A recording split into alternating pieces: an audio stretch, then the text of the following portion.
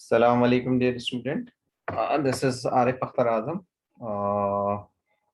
your physics teacher. बेटा हम start करने जा रहे हैं सेकेंड ईयर फिजिक्स और इसका ये इंट्रोडक्टरी लेक्चर है। और इस इंट्रोडक्टरी लेक्चर में जो है हम complete second year physics course plan के बारे में जानेंगे और जनाब देखेंगे कि हमने क्या क्या इधर देखना है और सीखना है इस लेक्चर के अंदर। दिस इज इंट्रोडक्टरी लेक्चर बेटा, ठीक है, जो बहुत नेसेसरी होता है किसी भी जंग को लड़ने से पहले। उस जंग की मालूमात, उस जंग के पीस एंड क्यूज एंड उस जंग के अप एंड डाउन्स, उस जंग की कमजोरियां और मजबूतियां, ठीक है, सारी हमें चीज़ें जो है और सारी जो है नॉलेज लेना बहुत ज़रूरी होता है। इससे हमारा हौसला बढ़ता है और हम विन करते हैं बेटा, ठीक है। तो हम अभी आज के लेक्चर में कोशिश करेंगे कवर करने की चैप्टर्स डिटेल को, पेपर पैटर्न को, किस तरह पेपर अटेम्प्ट करना है, कौन हमारा हीरो है या हीरोइन है, यानी एक्सीलेंट मार्क टेकर है, ठीक है, और कौन बेस्ट है, कौन एवरेज है, कौन फेलियर है, ठीक है। और फिर हमने थोड़ा सा इंट्रोडक्शन लेना है टू अपने सब्जेक्ट के बारे में, ठीक है। हम इसमें से कितने कंटेंट कर पाते हैं, लेट्स सी, हम देखते हैं। बेटा इस सेकेंड ईयर फिजिक्स में अगर हम बात करें तो हमारे पास अगेन 10 चैप्टर्स हैं। कितने चैप्टर्स हैं बेटा? 10 चैप्टर्स हैं, ठीक है। फर्स्ट ईयर फिजिक्स में हम 10 चैप्टर्स पढ़कर आए थे और अब जो है सेकेंड ईयर फिजिक्स में भी हम 10 चैप्टर को स्टडी करेंगे। मे बी आने वाले साल में या आफ्टर दैट ईयर जो है ये 10 चैप्टर के साथ मजीद जो है 3 चैप्टर इंक्लूड हो जाए, ठीक है बेटा, मजीद 3 चैप्टर इंक्लूड हो जाए, जिसमें हम जो है 1 to 10 chapter first year physics में पढ़कर आए थे। यहाँ चैप्टर नंबर 11 से शुरू करेंगे, that is the chapter number 1 जिसका नाम है हीट एंड थर्मोडायनेमिक्स। क्या है बेटा? हीट एंड थर्मोडायनेमिक्स, ठीक है बेटा। आधा चैप्टर हीट के बारे में पढ़ेंगे, आधा चैप्टर जो है थर्मोडायनेमिक्स के बारे में पढ़ेंगे, ठीक है। और आगे आप बढ़ेंगे, हायर लेवल पे जाएंगे तो यही चैप्टर आपका स्टैटिस्टिकल मैकेनिक्स में कन्वर्ट हो जाएगा, ठीक है। बहरहाल आगे चलते हैं, देखते हैं। सेकंड जो चैप्टर है हमारे पास वो है इलेक्ट्रोस्टैटिक्स है बेटा।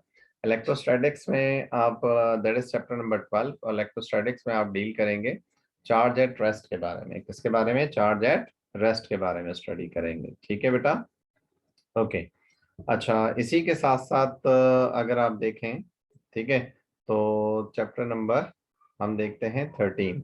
तो चैप्टर नंबर 13 क्या है बेटा? चैप्टर नंबर 13 जो है जिसका नाम जो है करंट और इलेक्ट्रिसिटी है। क्या है बेटा? करंट और इलेक्ट्रिसिटी है, सही है। करंट और इलेक्ट्रिसिटी के बारे में जो है हम यहाँ पर स्टडी करेंगे। लेट्स सी कि हमने क्या स्टडी करना है, क्या पढ़ना है। बेटा चैप्टर नंबर अगर हम बात करें, चैप्टर नंबर अगर हम बात करें किसकी, 11 की, तो चैप्टर नंबर 11 जो था वो हीट एंड थर्मोडायनेमिक्स के बारे में था। चैप्टर नंबर 12 के बारे में बात करें तो चैप्टर नंबर 12 जो था वो बेटा मेरे पास जो था चार्ज एट रेस्ट के बारे में था। स्टडी कर रहे थे हम चार्ज एट रेस्ट के बारे में। और चैप्टर नंबर 13 के बारे में बात करें तो चार्ज इन मोशन के बारे में स्टडी करते हैं। किसके बारे में स्टडी करते हैं बेटा? चार्ज इन मोशन के बारे में स्टडी कर रहे होते हैं, ठीक है। यानी चार्ज किस में हो बेटा? मोशन में हो। चार्ज किस में हो? मोशन में हो, ठीक है। अच्छा बेटा, अच्छा अब आगे देखें तो चैप्टर नंबर 14 है हमारे पास। यहाँ चार्ज एट रेस्ट था और यहाँ पर charge in motion through a conductor के बारे में स्टडी करते हैं, ठीक है। अच्छा बेटा, चैप्टर 14 में क्या है? मैग्नेटिज्म एंड इलेक्ट्रोमैग्नेटिज्म है। इसमें हम स्टडी करते हैं कि जब चार्ज मोशन में होता है तो उसकी वजह से जो वेरिएशन होती है चार्ज के मोशन की वजह से, उसके नतीजे में हमारे पास क्या होती है? मैग्नेटिक फील्ड जनरेट होती है, ठीक है बेटा। इलेक्ट्रिक फील्ड की वजह से मैग्नेटिक फील्ड जनरेट होती है, बट इलेक्ट्रिक फील्ड में वेरिएशन की वजह से, ठीक है, तो मैग्नेटिक फील्ड जनरेट होती है। इसी तरह मैग्नेटिक फील्ड में वेरिएशन की वजह से क्या होती है? इलेक्ट्रिक फील्ड जनरेट होती है, और वाइस वर्सा, जिसे हम इलेक्ट्रोमैग्नेटिक इंडक्शन के सेंस में भी स्टडी करेंगे। तो magnetism, electromagnetism and electromagnetic induction, ठीक है, ये पूरा इस चैप्टर 14 में हम बेटा क्या करेंगे? स्टडी फरमाएंगे, ठीक है बेटा। ये सिर्फ चैप्टर नेम आपको बता रहा हूँ, कौन से चैप्टर क्या है, हैवी हैं, कैसे हैं, ये बात अभी हम थोड़ी देर में डिस्कस करते हैं।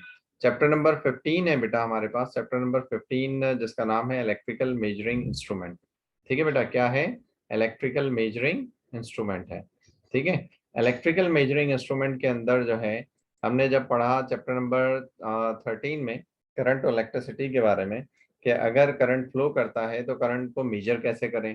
ठीक है बेटा, चार्ज जो है from higher potential to lower potential जाता है, तो उस पोटेंशियल डिफरेंस को कैसे मेजर करें। ठीक है, ये हमें कौन बताता है, चैप्टर नंबर 15 बताता है। कौन बताता है बेटा, चैप्टर नंबर 15। इसका मतलब क्या हुआ कि आपका chapter number 12, chapter number 13, chapter number 14 और चैप्टर नंबर 15 जो है, ये सारे के सारे चैप्टर जो है आपस में क्या है, इंटरलिंक्ड हैं। क्या है बेटा, इंटरलिंक्ड है ये 12, 13, 14 एंड 15। जबकि चैप्टर 11 जो है बिल्कुल अपनी नौइयत का अलग तरीन चैप्टर है, एक इम्पॉर्टेंट चैप्टर है, हैवीएस्ट चैप्टर है। ठीक है बेटा।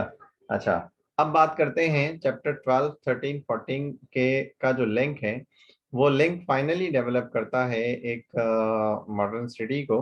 ठीक है, और एक जनाब फिजिक्स के ऐसे चैप्टर को जिसकी वजह से आज हम बहुत बड़े टीवी को बहुत छोटी शक्ल में और अपने पॉकेट में भी क्या कर सकते हैं, प्लेस कर सकते हैं। That is electronics. ठीक है, तो इस चैप्टर 15 के अंदर जो है बेटा हम क्या पढ़ रहे हैं, चैप्टर 16 के अंदर हम क्या पढ़ रहे हैं बेटा, इलेक्ट्रोमैग्नेटिक वेव एंड इलेक्ट्रॉनिक्स के बारे में पढ़ रहे हैं। क्या पढ़ रहे हैं बेटा, इलेक्ट्रोमैग्नेटिक वेव एंड इलेक्ट्रॉनिक्स के बारे में पढ़ रहे हैं। इलेक्ट्रोमैग्नेटिक वेव जनाब जितनी भी कम्युनिकेशन है, अगर हम देखें तो वो सारी की सारी जनाब कैरी फॉरवर्ड करती हैं। ठीक है, किसके जरिए, इलेक्ट्रोमैग्नेटिक वेव के जरिए। और ऐसी वेव होती है जिनके प्रोपोगेशन के लिए हमें किसी मीडियम की जरूरत नहीं होती। एंड इलेक्ट्रॉनिक्स यानी हम इलेक्ट्रॉनिक्स की बेसिक्स के बारे में हम यहाँ पर स्टडी करेंगे, और टेल जो है एम्पलीफायर जो है हम इसको स्टडी करेंगे। ठीक है, एम्पलीफायर तक स्टडी करेंगे। ठीक है बेटा, तो इलेक्ट्रोमैग्नेटिक वेव एंड इलेक्ट्रॉनिक्स ये कंप्लीट चैप्टर होगा। और इस चैप्टर में जो है आपको मैं जैसा कि बता चुका हूँ बेटा, इलेक्ट्रोमैग्नेटिक वेव क्या होती है, हमारा जो साउंड सिग्नल है और जनाब लाइट सिग्नल है, वो सुपर इम्पोज होकर मॉड्यूलेट करता है। मॉड्यूलेशन के बारे में पढ़ेंगे, टाइप्स ऑफ मॉड्यूलेशन के बारे में पढ़ेंगे, बैंड थ्योरी ऑफ सॉलिड्स के बारे में पढ़ेंगे, जिसमें आपके पास जो है कंडक्टर, इंसुलेटर और सेमी कंडक्टर के बारे में पढ़ेंगे। जब और इसके साथ साथ जो है इसमें जो टॉपिक आ जाता है, बैंड्स का आ जाता है, साइड बैंड्स का आ जाता है, एंटीना का आ जाता है। ठीक है बेटा, ये सारे टॉपिक आते हैं। और इसके साथ साथ हमारे पास जब हम सेमीकंडक्टर की बात करते हैं, तो सेमीकंडक्टर से हमारे पास जो है पहले सेमीकंडक्टर मटेरियल क्या होते हैं, फिर पी टाइप मटेरियल क्या होते हैं, एन टाइप मटेरियल क्या होते हैं, पी टाइप एन टाइप को मिलाते हैं तो हमारे पास सेमीकंडक्टर डायोड बनता है। सेमीकंडक्टर डायोड से पीएन जंक्शन डायोड पढ़ते हैं, पीएन जंक्शन डायोड से रिलेटेड हम बाइसिंग पढ़ते हैं, बाइसिंग में फॉरवर्ड बाइसिंग, रिवर्स बाइसिंग पढ़ते हैं। ठीक है बेटा, जब हम ये बाइसिंग पढ़ लेते हैं और डायोड बना लेते हैं, तो उस डायोड को डायोड के साथ मिलाकर हम क्या बनाते हैं, ट्रांजिस्टर बनाते हैं। क्या बनाते हैं बेटा, ट्रांजिस्टर बनाते हैं। That is the chapter number 16। ये चैप्टर नंबर 16 है आपका। सही है बेटा। अच्छा, ये सिर्फ इंट्रो दे रहा हूँ, मैं आपको बता रहा हूँ कौन कौन से चैप्टर और कितने चैप्टर्स हैं हमारे पास। अच्छा, चैप्टर 17 में देखें तो चैप्टर 17 का नाम है the advent of modern physics. ठीक है, ये जदीद फिजिक्स का इर्तका है बेटा। इस मॉडर्न फिजिक्स के चैप्टर में मैंने रेड हाईलाइट किया हुआ है बेटा, इसलिए कि आपको थोड़ा सा सेपरेट लगे। अच्छा जनाब, इस एडवेंट ऑफ मॉडर्न फिजिक्स में हम क्या क्या स्टडी कर रहे होते हैं। एक्चुअली बेटा, एडवेंट ऑफ मॉडर्न फिजिक्स में हमने देखना है सबसे पहले फ्रेम ऑफ रेफरेंस के बारे में। ठीक है बेटा, फ्रेम ऑफ रेफरेंस क्या होते हैं, कितने टाइप के फ्रेम ऑफ रेफरेंस होते हैं। फिर हमने जाना है जनाब, अगर हम बहुत ही आगे हम चलें, थोड़ा सा स्टडी करें फ्रेम ऑफ रेफरेंस के बाद, तो गैलीलियन ट्रांसफॉर्मेशंस हमारे पास आ जाती हैं, इक्वेशंस। और इसी के साथ साथ जो है हमारे पास थ्योरी ऑफ रिलेटिविटी आ जाती है। पहले रिलेटिविटी है, थ्योरी ऑफ रिलेटिविटी है। थ्योरी ऑफ रिलेटिविटी के बेटा दो टाइप्स आप पढ़ रहे होते हैं। ठीक है, special theory of relativity and general theory of relativity. किसमें बेटा, chapter advent of modern physics में। फिर जनाब स्पेशल थ्योरी ऑफ रिलेटिविटी के पॉस्टुलेट्स हैं हमारे पास, रिजल्ट्स हैं हमारे पास। ठीक है, तो वो पॉस्टुलेट और रिजल्ट्स के बाद जो है हम फिर फर्दर टॉपिक की तरफ जाते हैं इस एडवेंट ऑफ मॉडर्न फिजिक्स में। और इन टॉपिक्स में जो बेटा हम स्टडी करते हैं, अगर मोटे मोटे टॉपिक अगर आपको गिनवाऊं, तो ब्लैक बॉडी है, और आइंस्टाइन थ्योरी ऑफ रिलेटिविटी है, और इसके साथ साथ जो है हम अगर देखें तो फोटो इलेक्ट्रिक इफेक्ट है, फिर आइंस्टाइन फोटो इलेक्ट्रिक इफेक्ट है, फिर क्वांटम थ्योरी है, फिर प्लैंक्स क्वांटम थ्योरी है, फिर आपके पास जो है हम जनाब कॉन्फ्रेंस इफेक्ट देखते हैं, फिर पेयर प्रोडक्शन को स्टडी करते हैं, फिर हाइजेनबर्ग अनसर्टेनिटी प्रिंसिपल को देखते हैं। ठीक है बेटा, और डेविडसन एंड जर्मर एक्सपेरिमेंट भी इसमें इंक्लूड हो जाता है। तो ये तमाम टॉपिक हम स्टडी करेंगे chapter number 17। This is also the bulky chapter, heaviest chapter. ठीक है, चैप्टर नंबर 18 की बात करें, द एटॉमिक स्पेक्ट्रा। तो एटॉमिक स्पेक्ट्रा में हाइड्रोजन एटम के बारे में हम पढ़ते हैं जो सिंगल इलेक्ट्रॉन रखता है। तो सिंगल इलेक्ट्रॉन के बारे में हम स्टडी कर रहे होते हैं, जिसमें हम पॉस्टुलेट पढ़ते हैं बेटा बोहर्स एटॉमिक थ्योरी के, और उस बोहर्स एटॉमिक थ्योरी के पॉस्टुलेट पढ़ने के बाद जो है रेडियस ऑफ हाइड्रोजन एटम निकालते हैं, एनर्जी ऑफ हाइड्रोजन एटम निकालते हैं, wavelength of hydrogen number atom निकालते हैं, frequency of hydrogen number hydrogen atom निकालते हैं, और wave number of hydrogen atom निकालते हैं। ठीक है बेटा, ये सारी हरकत जो है हम देख रहे होते हैं एटॉमिक स्पेक्ट्रा में बोहर्स थ्योरी के अंदर। इसी के साथ साथ हमने जो है एक्सरेज के बारे में बेटा यहाँ पर स्टडी करना है। ये दो हैवी टॉपिक हैं आपके, और इससे पहले स्पेक्ट्रा क्या होता है, स्पेक्ट्रा की टाइप्स क्या होती हैं, डिफरेंट टाइप ऑफ स्पेक्ट्रम को भी हम स्टडी करते हैं। लास्ट इस चैप्टर का जो लास्ट टॉपिक है बेटा वो है हमारे पास लेजर। ठीक है, जो ओल्ड टाइम में मेजर कहा जाता था जैसे, पर उस लेजर के बारे में पढ़ेंगे, टाइप्स ऑफ लेजर्स को भी स्टडी करेंगे। ठीक है, दिस इज चैप्टर नंबर 18। अगर चैप्टर 19 की बात करूं तो चैप्टर 19 जिसका नाम है द एटॉमिक न्यूक्लियस। क्या नाम है बेटा? The atomic nucleus. ठीक है, एटॉमिक न्यूक्लियस में हम जो है किसके बारे में स्टडी करेंगे, न्यूक्लियस क्या होता है, न्यूक्लियस के अंदर कौन कौन से पार्टिकल होते हैं, एटॉमिक नंबर क्या होता है, मास नंबर क्या होता है। ठीक है बेटा, चार्ज नंबर, एटॉमिक नंबर जिसे हम कह रहे हैं। इसी के साथ आइसोटोप्स क्या होते हैं, आइसोबार्स क्या होते हैं, और एक्स्ट्रा बात करेंगे हम थोड़ी सी आइसोटोन्स के बारे में भी। ठीक है, क्या होते हैं, रेडियो एक्टिविटी क्या होती है, law of radio active decay क्या होता है। ठीक है बेटा, और इसके साथ साथ जो है डिफरेंट चेन रिएक्शंस को स्टडी करेंगे हम। ठीक है, न्यूक्लियर फिजन रिएक्शन को देखेंगे, न्यूक्लियर फ्यूजन रिएक्शन को देखेंगे, मींस न्यूक्लियर रिएक्टर को हम स्टडी कर रहे होंगे। ठीक है, और कंट्रोलेबल जो है फिजन रिएक्शन होता है, और फ्यूजन जो है वो अनकंट्रोलेबल रिएक्शन होता है। ठीक है, इस तरह जो है फिर ये जाकर हमारा चैप्टर क्या हो जाएगा, एंड हो जाएगा। ठीक, चैप्टर नंबर 20 की अगर बात करें तो न्यूक्लियर रेडिएशन है। न्यूक्लियर रेडिएशन में हमारे पास अल्फा बीटा और गामा रेडिएशन है, जब रेडियो एक्टिविटी का प्रोसेस होता है। और इसमें न्यूक्लियर रेडिएशन को मेजर करने के लिए जो हम टॉपिक स्टडी करते हैं वो हमारे पास है जनाब Geiger Muller counter and Wilson cloud chamber. ठीक है, ये दो मेन टॉपिक हैं जो आपके हर साल अल्टरनेट करके शॉर्ट और लॉन्ग क्वेश्चन में, शॉर्ट या लॉन्ग क्वेश्चन में डिस्प्ले हो रहे होते हैं। इसी के साथ साथ जो है फिर रेडिएशन का इम्पैक्ट होता है प्लांट्स पर, ह्यूमन बॉडी पर, और इस एनवायरनमेंट पर, उसकी तमाम एप्लीकेशंस के बारे में हम देखेंगे, जो कि हमारे एप्टीट्यूड एग्जाम के लिए, थ्योरेटिकल क्वेश्चंस के लिए इम्पॉर्टेंट पार्ट होता है। ठीक है बेटा, ये आपके जो है 10 चैप्टर के बारे में जस्ट थॉरली इंट्रोड्यूस हमने किया। मैंने मार्किंग स्कीम अभी आपसे डिस्कस नहीं की कि किस चैप्टर में कितने मार्क्स हैं। मेरे बच्चा, अगर हम बात करें तो पहले पेपर पैटर्न की जो हमने शुरू में एक इंडेक्स बनाया था, और फिर मैं मार्किंग पर भी आता हूँ इंशाल्लाह टाइम के मुताबिक देखते हुए। पेपर पैटर्न में हमारे पास जो है अभी तक जो पैटर्न एप्लीकेबल है उसके 3 सेक्शन है बेटा, सेक्शन ए, सेक्शन बी और सेक्शन सी। ठीक है, सेक्शन ए एमसीक्यू सेक्शन है, section B short question answer and reasoning question है, सेक्शन सी जो है वो डिटेल क्वेश्चन कहलाता है। क्या कहलाता है? डिटेल क्वेश्चन कहलाता है। अगर हम देखें तो फर्स्ट ईयर हो या सेकेंड ईयर हो तो टोटल मार्क्स हमारे पास होते हैं 100। कितने होते हैं बेटा? 100 मार्क्स होते हैं। और थ्योरी के मार्क्स अगर हम देखें तो टोटल हमारे पास 85 मार्क्स होते हैं। और अगर हम पासिंग मार्क्स देखें थ्योरी के, अगर सिर्फ आपने पास होना है तो 28 मार्क्स होते हैं। अगर आप प्रैक्टिकल के मार्क्स देखें तो टोटल मार्क्स प्रैक्टिकल के 15 होते हैं। और जो प्रैक्टिकल में पास होने के लिए आपको मार्क्स चाहिए वो कितने होते हैं? 5 होते हैं। ठीक है बेटा, तो पेपर पैटर्न में आपने देखा कि टोटल सेक्शन कितने हैं, section A, section B, section C. और थियरी जो हमारा मेन पार्ट है उसमें टोटल 85 मार्क्स हैं। पास होने के लिए 28 चाहिए, और फेल होने के लिए 27 चाहिए। फेल होने के लिए 1 भी चाहिए और फेल होने के लिए 0 भी चाहिए। ठीक है, तो अल्लाह ना करे, ये डिपेंड आप पर करता है कि आपने पास नहीं होना, आपने अच्छे नंबर नहीं लाने, आपने बहुत अच्छे नंबर लाने। आपने बहुत अच्छे नंबर नहीं लाने, आपने प्रॉपर कंप्लीट नंबर लेकर आने। 85 आउट ऑफ 85 और फिजिक्स में आते हैं, सिर्फ मैथमेटिक्स में नहीं आते, फिजिक्स में भी आते हैं। दैट इज माय श्योरिटी बेटा, आते हैं फिजिक्स में।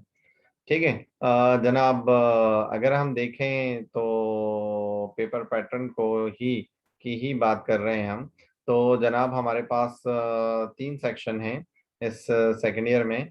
तो सबसे पहले हम सेक्शन ए, जो कंपलसरी सेक्शन कहलाता है, इसमें 17 एमसीक्यूज होते हैं। अच्छा बेटा, अभी प्रीवियस ईयर्स तक जो है 17 क्वेश्चंस चल रहे थे।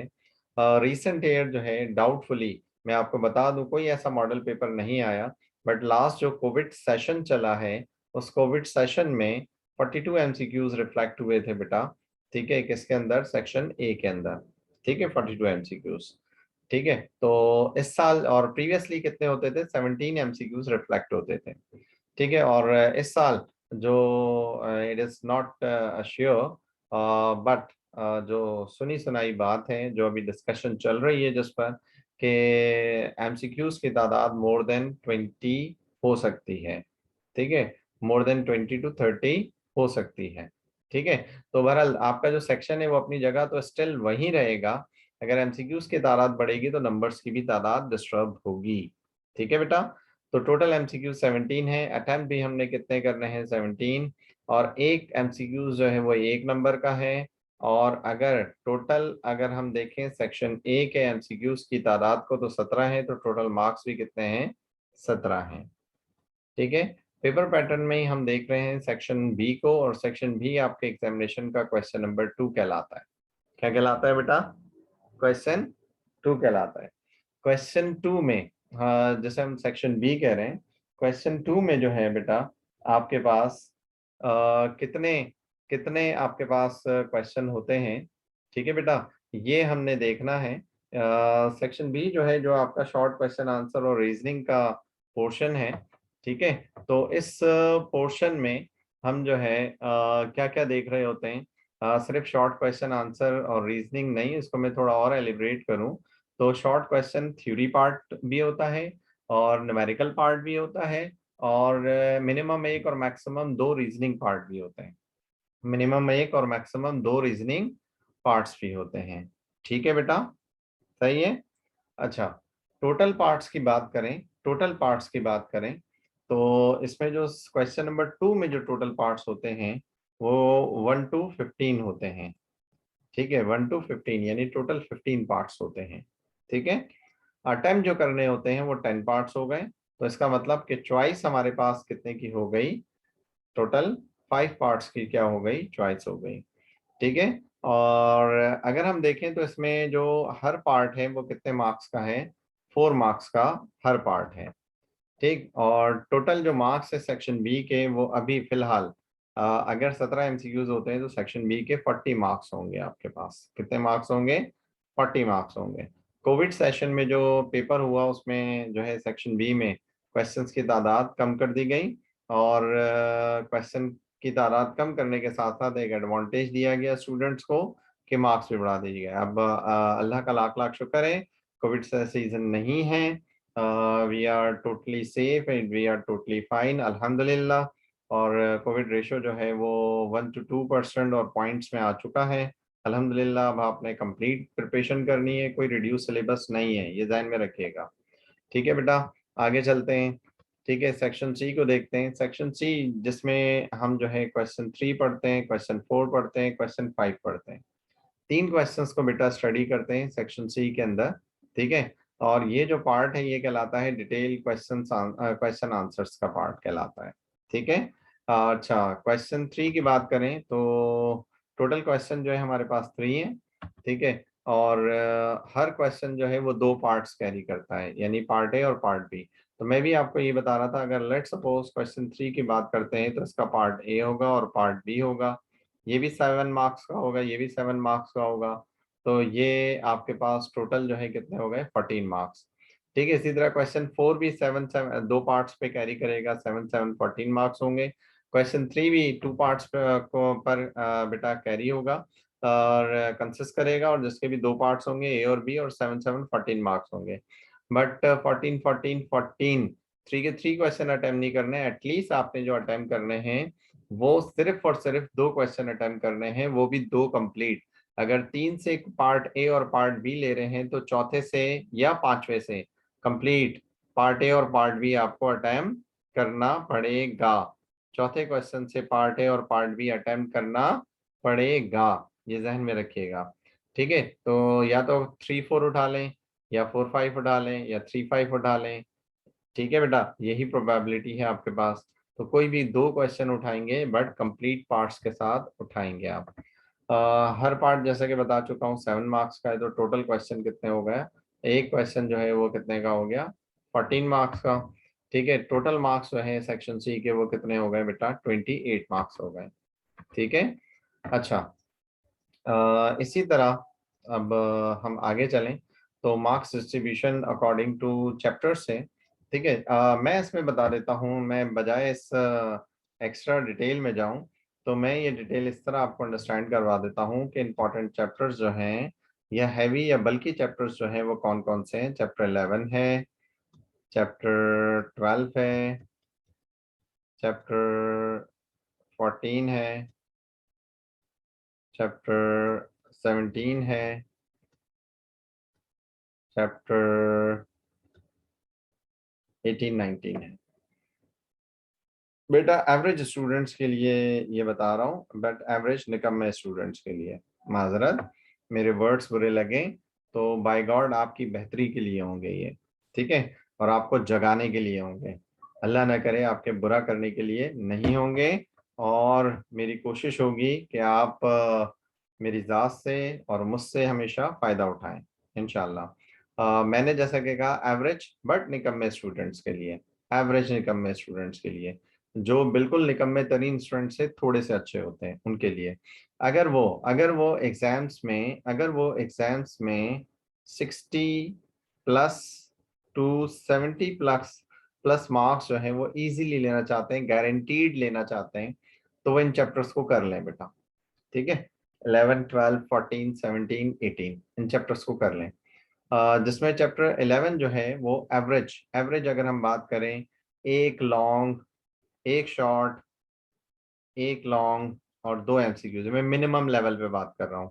7 और 2 9, 9 और 4 13, तो मिनिमम 13 मार्क्स बेटा आपके पास आते हैं मिनिमम, और मैक्सिमम जो है आपके पास 17 मार्क्स आते हैं। मिनिमम 13 और मैक्सिमम 17 मार्क्स आते हैं। सिमिलर मैनर चैप्टर 12 में भी हमारे पास इस तरह है, सिमिलर मैनर चैप्टर 14 में भी इसी तरह है, और सिमिलर मैनर चैप्टर 17 में भी इस तरह है। In the similar manner chapter 18 और 19 मिलाकर भी इसी तरह है। ठीक है, तो अगर आप ये चैप्टर कर लेते हैं तो आपकी जनाब, अगर मैं देखूं तो आप A1 तो ला सकते हो। ठीक है, A2 A1 ला सकते हो, बट A प्लस प्लस की बात करूं या A1 प्लस की बात करूं, तो A1 प्लस की बात करूं तो ये एश्योरिटी थोड़ी सी कम हो जाती है। ठीक है भाई, मैंने आपसे कहा था पास नहीं होना, अच्छे नंबर नहीं लाने, बहुत अच्छे नंबर नहीं बल्कि बिल्कुल 100% नंबर लेकर आना है जो आ सकते हैं फिजिक्स में। इसका मतलब है कि रिमेनिंग जो चैप्टर्स हैं वो आपको बाकी नंबर दिला सकते हैं और आप अच्छा कर सकते हैं। ठीक है बेटा, चलें आगे चलते हैं। जनाब, कौन हीरो है या कौन हीरोइन है? एक्सीलेंट मार्क्स टेकर को क्या हम हीरो या हीरोइन कहते हैं हमेशा? तो मेरी नज़र में वो लोग हीरो या हीरोइन नहीं होते, बट तालीम में बात कर रहा हूँ मैं। ठीक है, मैं फैशन में बात नहीं कर रहा, मैं एजुकेशन में बात कर रहा हूँ। ठीक है बेटा, हमारे पास बहुत इंटेलिजेंट स्टूडेंट होते हैं जो सुबह से लेकर रात तक एफर्ट करते रहते हैं, कम सोते हैं, कम खाते हैं, कम आगे पीछे घूमते हैं, बट फाइनल एग्जाम होता है, परफॉर्म कर कर आते हैं, घर आते हैं, मार्क्स नहीं ले पाते। 100% स्टडी करते हैं फिर भी मार्क्स नहीं ले पाते, लेकिन होते बहुत इंटेलिजेंट हैं, जो भी बात पूछो जबानी उनको आती है। तो बेटा इस इंटेलिजेंसी के साथ साथ आपको क्या करना पड़ता है? स्मार्ट वर्क करना पड़ता है। मैं ज़्यादा टाइम नहीं लूंगा, बहुत डिटेल खींच सकता हूँ मैं, बट आपको थोड़ा सा स्मार्ट वर्क करना पड़ता है। ठीक है बेटा, स्मार्ट वर्क से मुराद आपको पास पेपर्स भी देखना। आप कंप्लीट पढ़ने के बाद मेरे बच्चा बहुत ही बेहतरीन स्टूडेंट होगा। कंप्लीट था, आप स्टडी करेगा, डिटेल स्टडी करेगा, उसके बाद पास पेपर्स को उठाए, अब उसमें कौन से क्वेश्चन है, किस तरह आए हुए हैं, किस तरह, और उन जितने भी क्वेश्चन जिस तरह आए हुए हैं उसको अटेम्प्ट करेगा, लिखेगा, टाइमिंग नोट करेगा, विद इन द टाइम करने की कोशिश करेगा। टाइम ओवर होगा तो अपने आप को क्रिटिसाइज करेगा, फिर कोशिश करेगा कि मुझे विद इन द टाइम लिखना है। तो ऐसा स्टूडेंट जाकर बेटा कामयाब होता है, याद रखिएगा। और फिर 85 में से 85 नंबर लेकर आता है। ठीक है बेटा। तो ये मेरा चैप्टर 11 का छोटा सा इंट्रोडक्शन है। मैं अपना यहाँ पर लेक्चर जो है बेटा वाइंड अप करता हूँ, बहुत लॉन्ग जो है वीडियो हो रही है। तो इंशाल्लाह हम चैप्टर स्टार्ट करने के साथ मिलेंगे। ठीक है, दुआओं में याद रखिएगा। टेक केयर, अल्लाह हाफिज। जो भी क्यूरी हो आप पूछ सकते हैं मुझसे। Thank you.